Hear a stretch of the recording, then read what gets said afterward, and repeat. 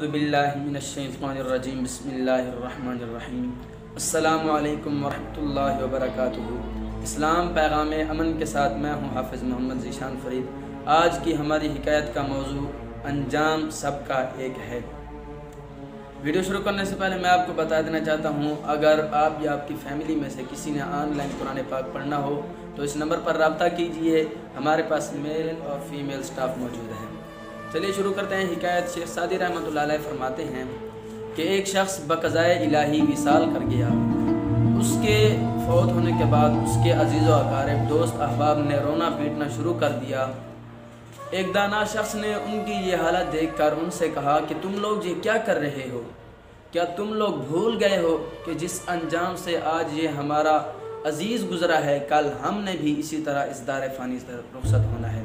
इसीलिए मौत से पहले आखिरत की फ़िक्र करनी चाहिए और अपने अमाल पर नज़र दौड़ानी चाहिए, अपने अमाल का मुहासबा करना चाहिए।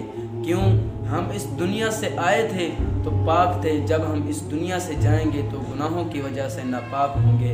इसीलिए मौत एक हकीकत है जिसका इनकार नहीं किया जा सकता। हज़रत शेख सादी शिराज़ी रहमतुल्लाह अलैह इस हिकायत में बयान करते हैं, हमें यह सबक हासिल करना चाहिए कि मौत एक हकीकत है और हमें मौत से पहले ऐसे अमाल करने चाहिए जिनका करने का अल्लाह और अल्लाह के प्यारे महबूब जनाब मोहम्मद मुस्तफ़ा सल्लल्लाहु ताला अलैहि वसल्लम ने हमें हुक्म दिया है। जब हमारा कोई रिश्तेदार इस जहान फ़ानी से गुज़र जाता है, इस जहान फ़ानी से रुखसत हो जाता है, तो हम रोना पीटना शुरू कर देते हैं और हम ये भूल जाते हैं कि हमें भी एक दिन इस दुनिया से रुखसत होना है, हमें भी एक दिन गुज़रना है।